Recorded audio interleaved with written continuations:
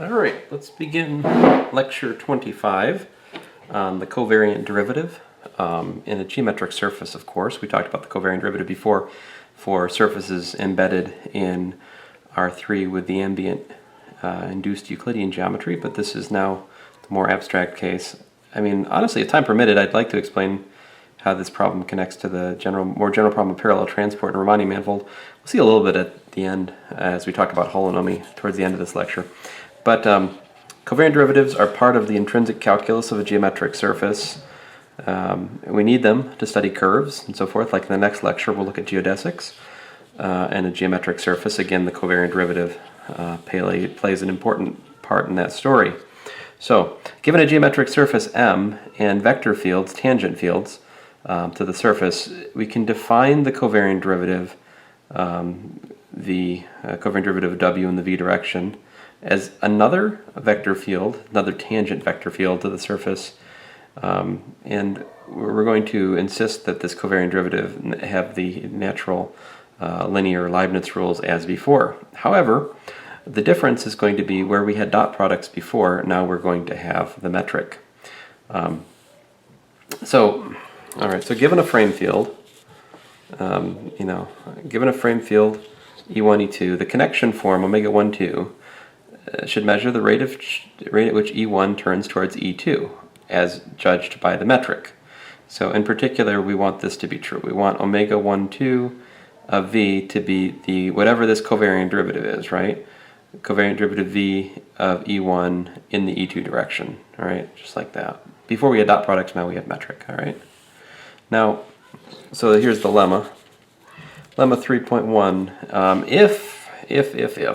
if you have some covariant derivative which satisfies the usual linear Leibniz rules, okay, we're going to assume it satisfies linear Leibniz for a second, and we have that omega 1, 2 V is equal to this, right, for a frame, then you get, as a consequence, the connection equations. You get the covariant derivative of E1 in the V direction is the 1, 2 connection form acting on V times E2, and the covariant derivative of E2 in the V direction is omega 2, 1 acting on VE1.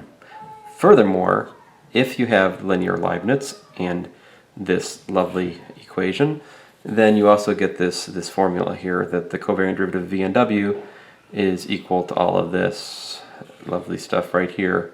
This piece being the sort of basic derivative piece, this being the piece of the covariant derivative which has to do with how the frame is changing from point to point on the surface, if you want to think about it.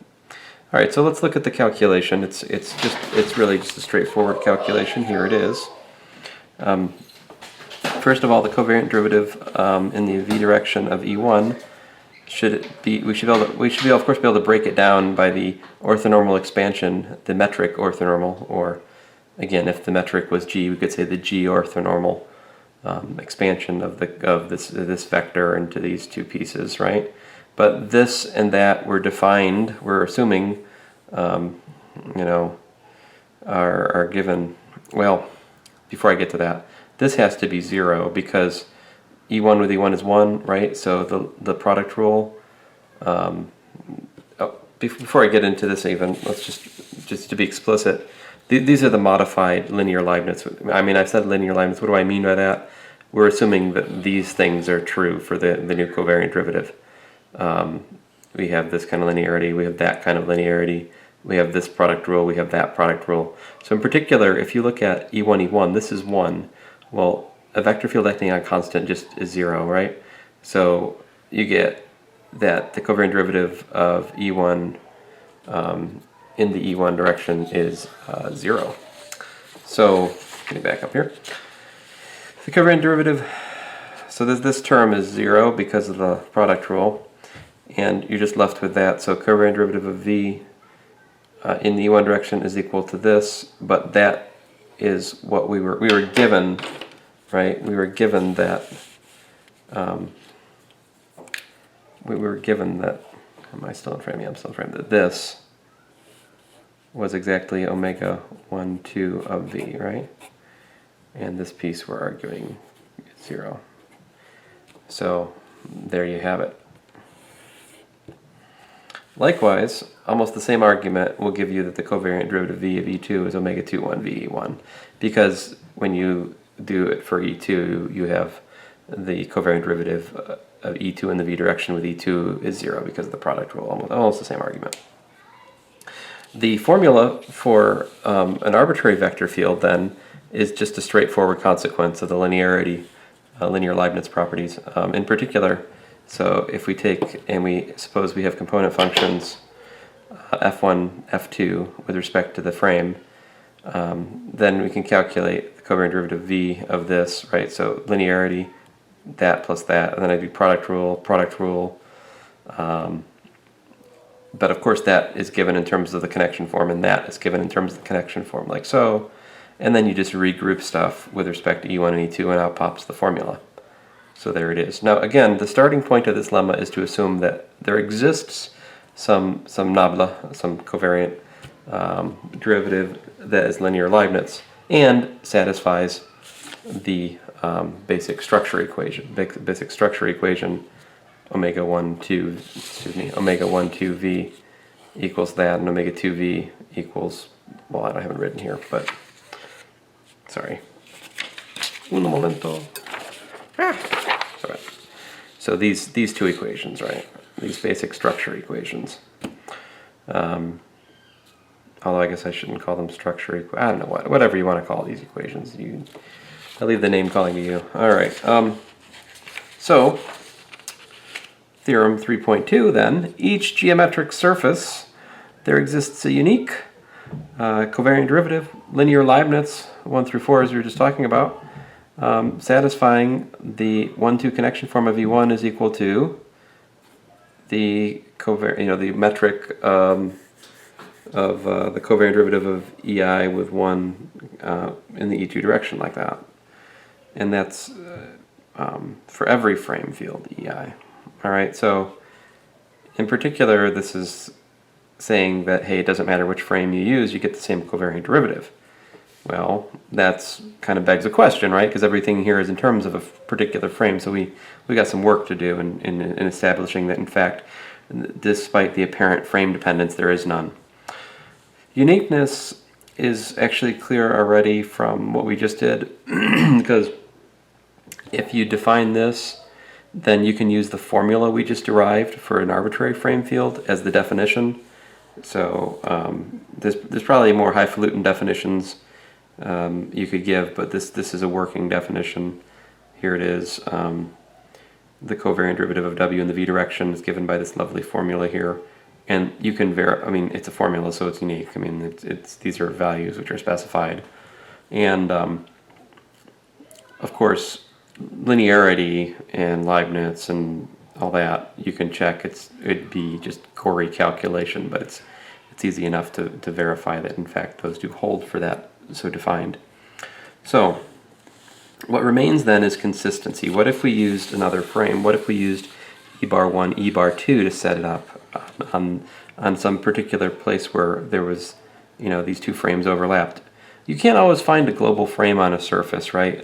You maybe only find it on part of it. And so the question is, where two frames overlap, do they give us the, if I say that nabla is the one with respect to E1, E2, and nabla bar is one that's set up with respect to E1 bar, E bar 2, do they give us the same covariant derivative? All right? And this turns out to be true because of this wonderful combination of things we proved in the last lecture involving the relation of two frames by the angle phi, right? So you have this E1 bar is like cosine phi E1 plus sine phi E2. There's some angle which relates the two frames because we're in this two-dimensional context, right? And so and there's also a formula for E2 which I haven't written, but I will pull from the air soon enough. Oh well. Anyway, what's E2 bar? I think it's minus sine phi and cosine phi here instead. Anyway, moving along. So if I take the covariant derivative of E1 bar with respect to V, then by the definition I take V of the F1, right? So this is like F1, this is like F2 when we talked about W, equal to say f1e1 plus f2e2, right? In our previous definition of the covariant derivative. So what I'm doing is making that identification and then feeding it into our formula for the covariant derivative, which has these lovely pieces. But then what? Well, if we rearrange this, how so? Oh, so v of cosine phi is just minus sine phi v of phi. That's basically a chain rule. Likewise over here, v acting on sine phi is cosine phi v of phi. That's a little lemma we could prove for derivations. So differentiating, I change my eating sine phi to eating phi, and that cosine phi outside. Again, it's like a chain rule. And this, of course, is omega 1, 2, and this is omega 2, 1, as we defined, assumed, constructed. You pick your poison. And so if you regroup terms, you got this sine phi here, you got a sine phi here, you got a cosine phi here, you got a cosine phi here. And those regroup to give me star and star star. All right, but lemma 1.4, earlier in this chapter, we showed that omega bar 1, 2, the 1, 2 connection form in the bar frame is equal to the 1, 2 connection form in the unbarred frame plus the exterior derivative of the angle which connects the frames. So what? Well, great. That means the exterior derivative of v, which is, by the way, v of phi, is related to the connection forms in the following way. Well, v of phi is d phi of v, but hey, that's omega bar 1, 2 minus omega 1, 2 acting on v. All right. And so that means that v of phi is the difference of the connection forms acting on v. Thus, returning to star and star star, we had the difference of v of phi and with 2, 1, and the sum of v of phi with 1, 2.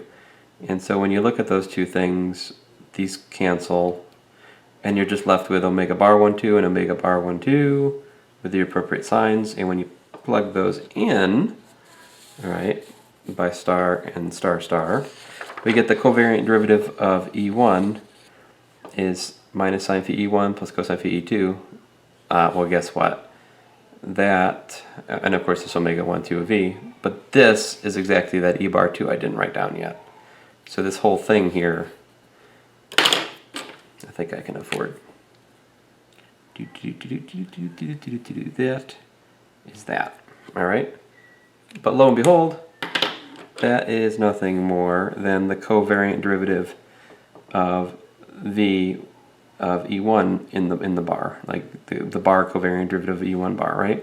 So we have shown that the covariant derivative of e1 in the v direction and the covariant derivative of e1 in the v direction, they're equal. I don't think. Oh man, why do I have a? Sorry. Oh.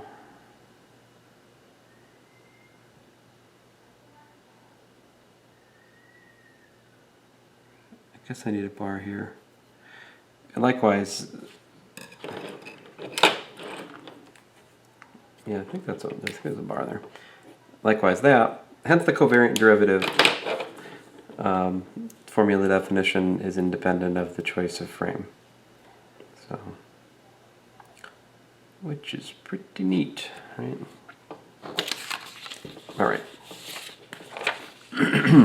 So, one silly example is the plane. The natural frame field for the plane is u1, u2. All right, the connection coefficient omega 1, 2 is 0 there. So the covariant derivative is just v acting on the first component function, v acting on the second component function, u1, u2. But if you wax nostalgic for the earlier part of this course, you will recall this as being exactly the initial covariant derivative we defined in R3.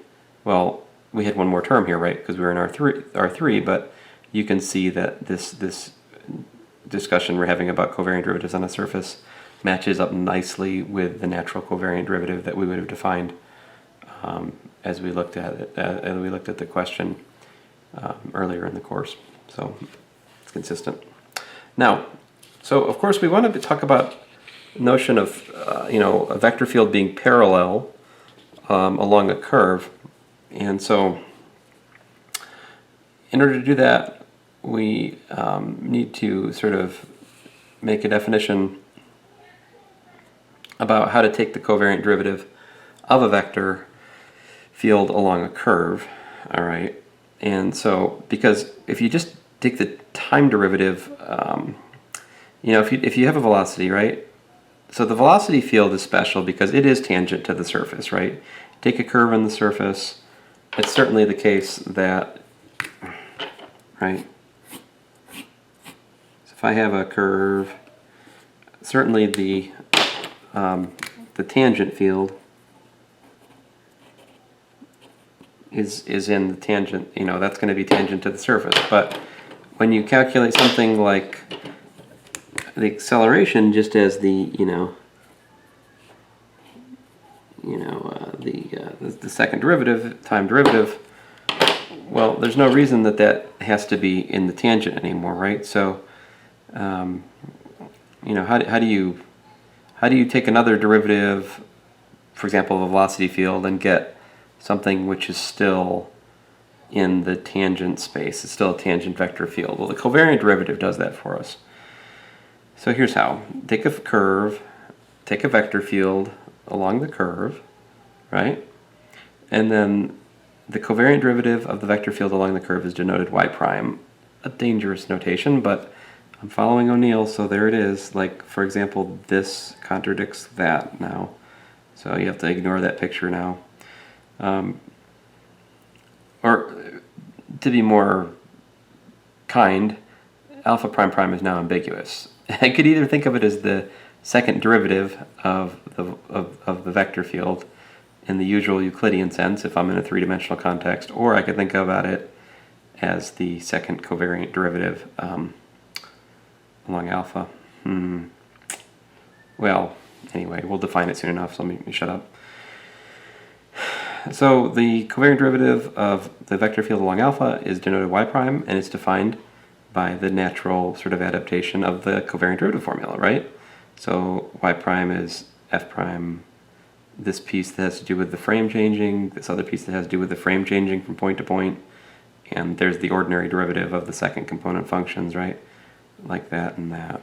So if you get rid of these connection form pieces, then you just have the ordinary derivative like we talked about earlier in the course.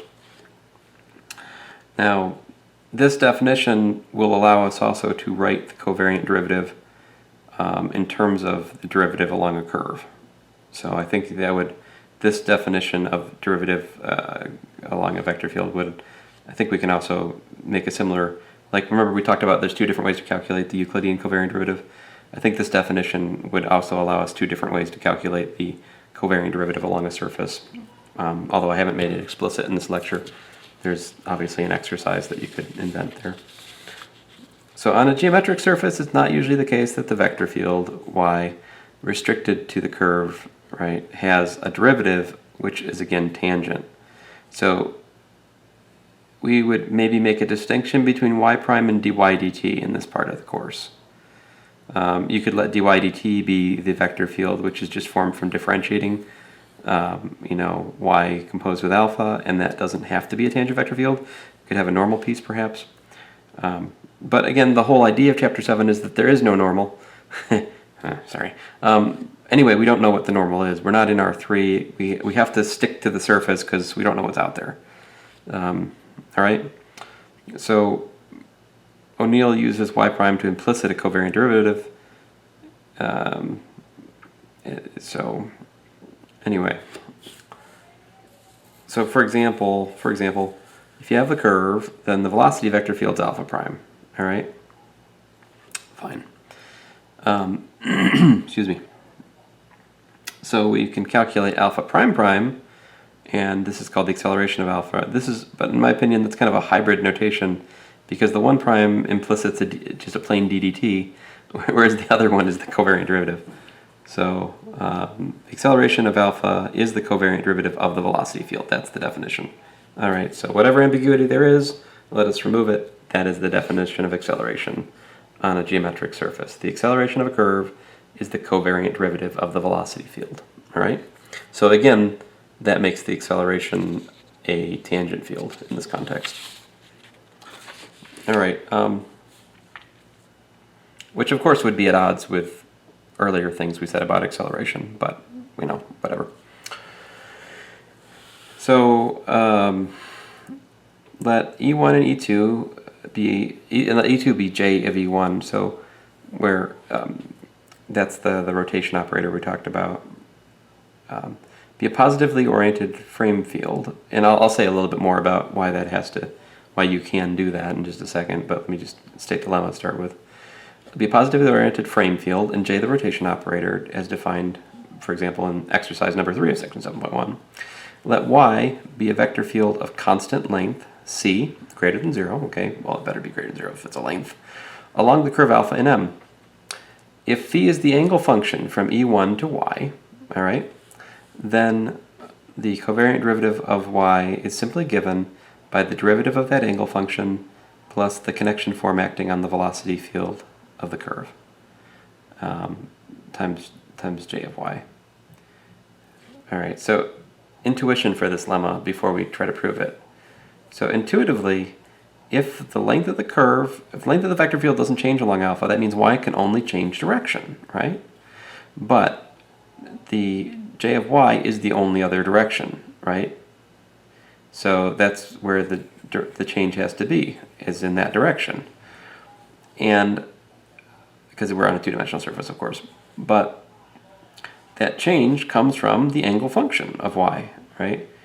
As it's twisting and if it's twisting off the frame field and it's quite, well, sorry, I've lost my words.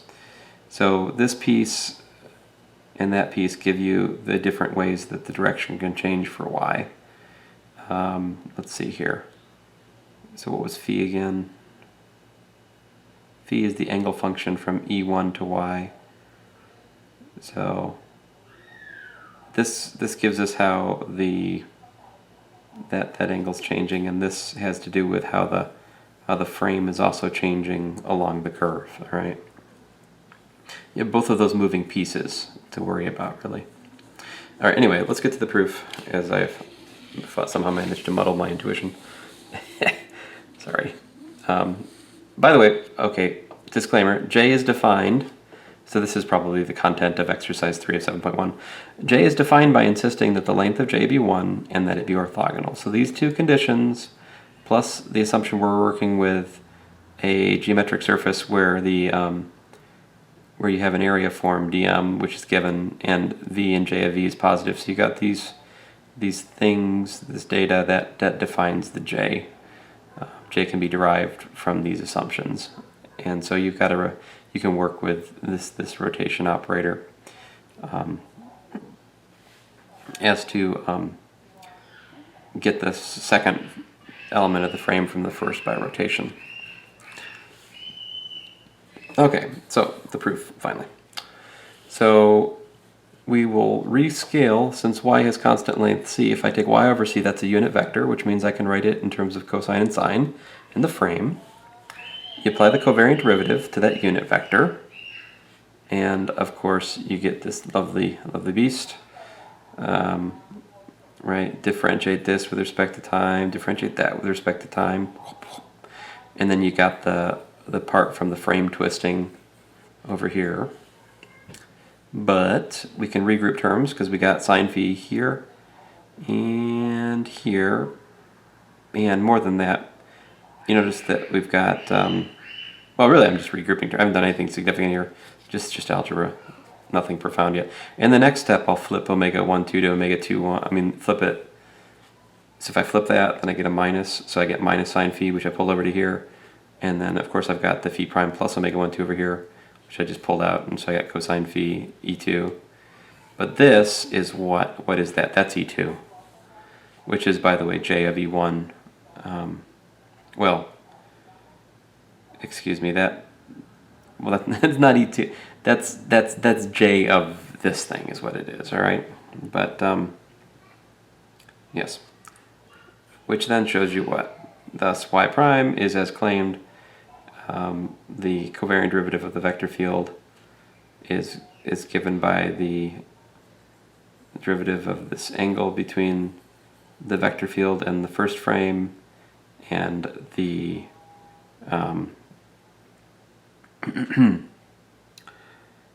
the connection form acting on the velocity of the frame, velocity of the curve, rather. And of course, the change, the covariant derivative of this constant, now it has to be a constant length vector field, but the covariant derivative of this constant length vector field has to be perpendicular to the direction of y. All right. Sorry, it's getting hot in this garage, and as it gets hotter, I stop thinking more and more. All right, so distant parallelism along a geometric surface is not usually possible. However, along a curve, we can always define a vector field to be parallel. So what we say is a vector field v along a curve alpha in a geometric surface is parallel, provided the covariant derivative along alpha, of course. This always bothers me that there's no alpha on this, but whatever. Provided that covariant derivative is 0, once more v prime denotes the covariant derivative of the vector field along the curve. So that's a definition for you. And so let's see here, a little calculation about what does that look like, right? We'd like to understand what are the equations that are needed on the components of a vector field to make it so, you know. So if v f1e1 plus f2e2 is a vector field along alpha is parallel, what does that tell you about the component functions f1 and f2? Let's work it out. So of course the length squared of v is that, right? And v prime is this by definition.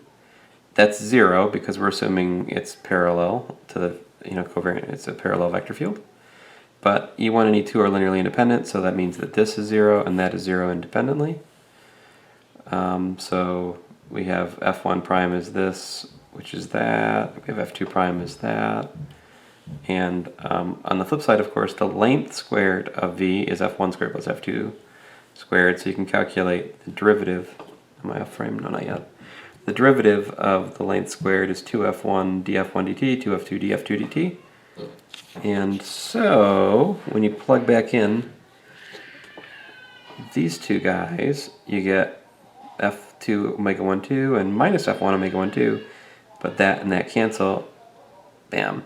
So what we have just derived is that a parallel vector field, if a vector field is parallel along, if a vector field is parallel along a curve in a geometric surface, it is a vector field of constant length.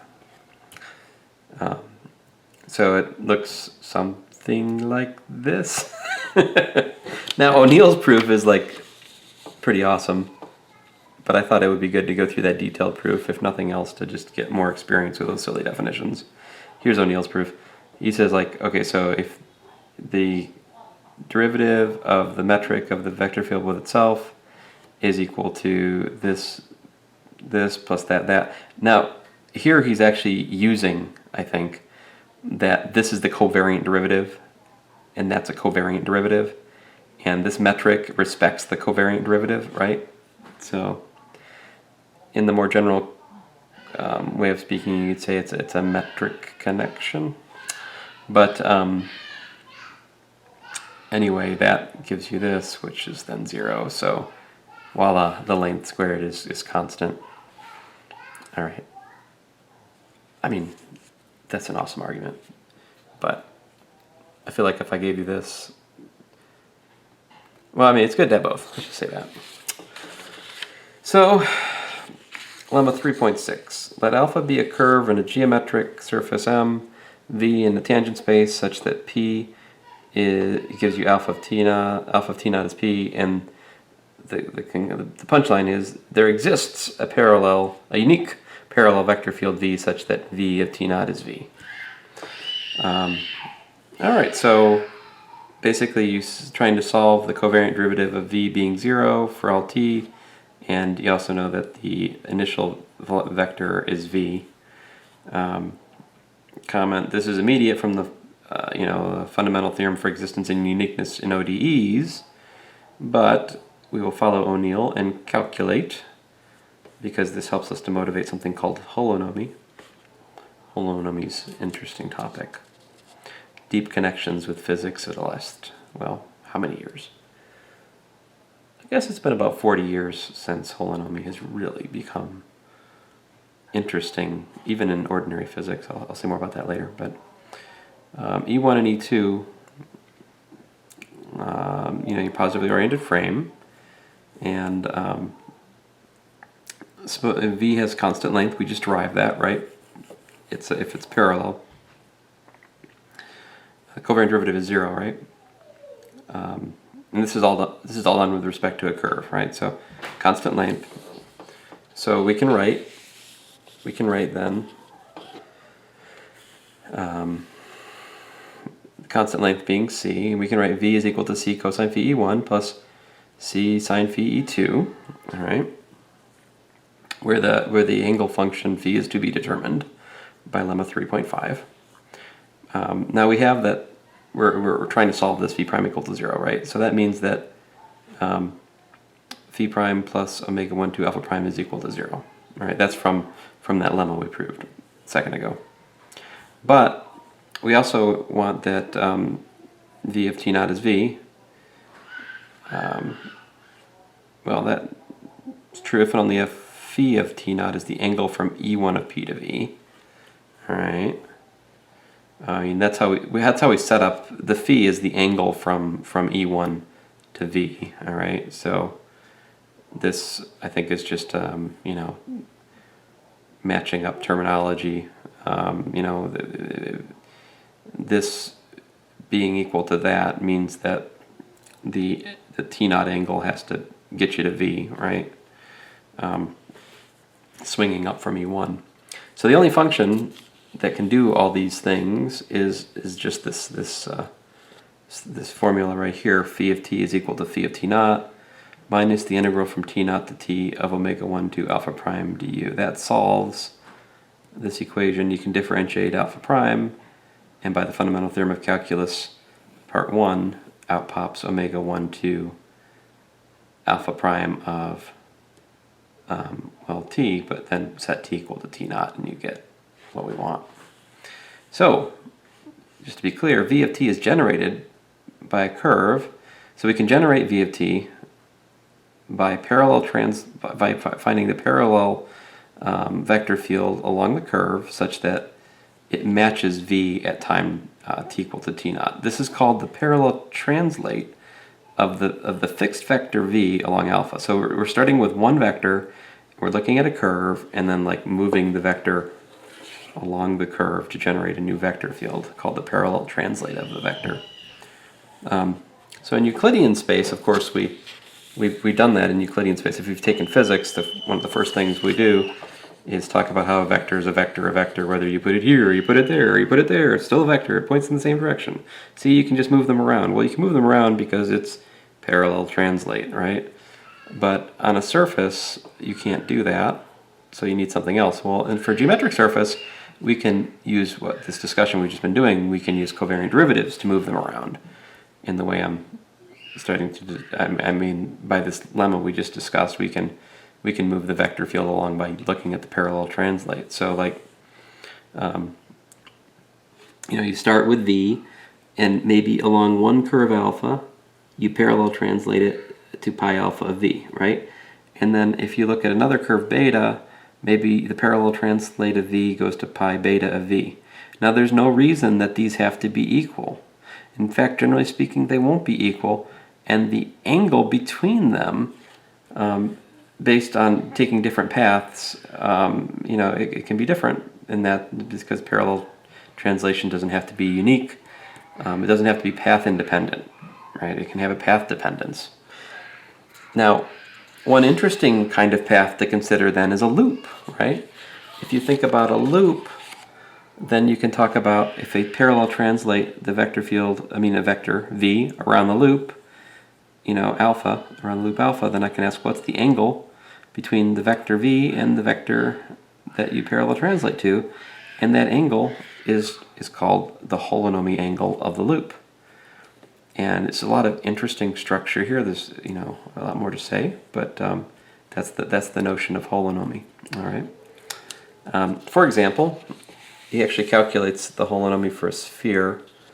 On a sphere sigma of radius r, O'Neill tells us to look at a circle of latitude. So it'd be like alpha of u is x of u comma v naught, right? On that, you have a frame field associated to the patch. E1 is alpha prime over square root of E, and E sub 2 is j of E1.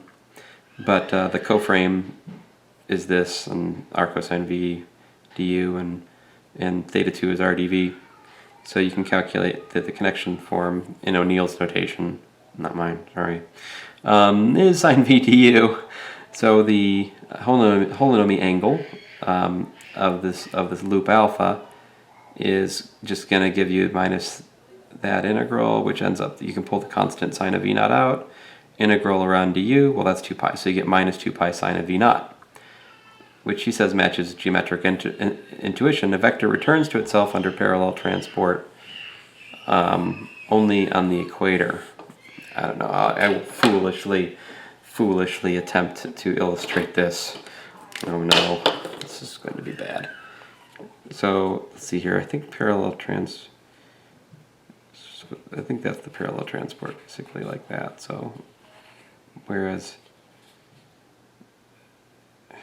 man, I can't do it, but well, yeah. Anyway, I can see why the equator is special. All right, it'd be nice to have a picture of that. There may be one actually in O'Neill. Let me look.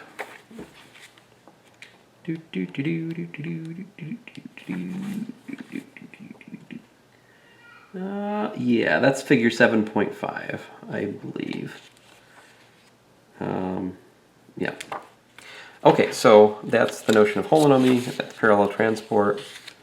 And then finally, Lemma 3.8, he gives us to connect the covariant derivative in R3 with the covariant derivative on a geometric surface, in particular an embedded surface. This is the relation between the covariant derivative on the surface that we've been talking about in this section versus the covariant derivative in R3. There's a correction term given in terms of the shape operator. So the shape operator dot w, and then that's the unit normal field. So this is the piece which is, so to speak, off-world. This is the whole. This covariant derivative is the one we talked about early in the course, where basically easy to calculate in terms of the derivatives, in terms of the Cartesian coordinates and all that. There's no unit normal or anything like that in here. This is just in terms of three-dimensional Cartesian calculus. And the proof is in O'Neill. I don't think I'm going to go through that. My proof's a little messy, and it's anyway. So there's the connection if you were curious. Let me just say a little bit more about holonomy. The problem of holonomy in physics came up in about 1980 or so. There was something that was discovered called Berry's phase. Now,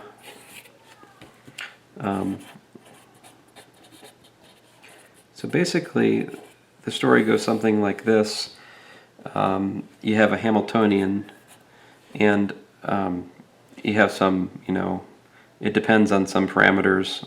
Well, let me not try to write too much, but, and it undergoes something called an adiabatic transformation. And, the standard textbooks had this derivation of this adiabatic transformation, and the adiabatic transformation basically, as it turns out, does something like this. You've got some parameters, some parameter space, and this adiabatic transformation does some kind of like loop and parameter space of some sort or another. Now, I don't think that was understood before Berry's derivation. Like the derivation, the classical result was basically done in a one-dimensional sense. So this step in the integration, they do an integration, and they find out, there's no physical effect basically. But part of the reason they were doing that is because they were thinking of it one-dimensionally. If you think about the integration in terms of higher dimensions, then the integration can pick up a non-trivial term based on the topology of the parameter space that has a connection also with the problem of parallel transport. Anyway, you can find hundreds of papers written in the early 80s which are mixtures of physics and Riemannian geometry, eventually fiber bundles, it all gets mixed together, and ultimately you find out that it's possible to take a wave function and generate a certain phase angle on the wave function in terms of the evolution of the the parameter in the Hamiltonian through this parameter space. There's a connection between the the geometry of the parameter space and the phase angle. So what that basically means is, pragmatically speaking, you can do things like take a fiber optic cable and coil it in a certain way in order to create a certain exact shift in the wave, the relative phase of the wave function. And so it gives you a way of manipulating waves functions in ways that maybe you didn't have a very convenient way to do before. It's been very, very useful in optics in the past 40 years, I think. There's thousands of papers written on this, all because physicists did a derivation one-dimensionally. They should have done n-dimensionally probably 100 years ago now. Anyway, that's just a bit on Barry's phase. You can read a lot more on that. I don't think I've done it justice here in these 2 minutes. Thanks. Anyway, next time, geodesics. Woo!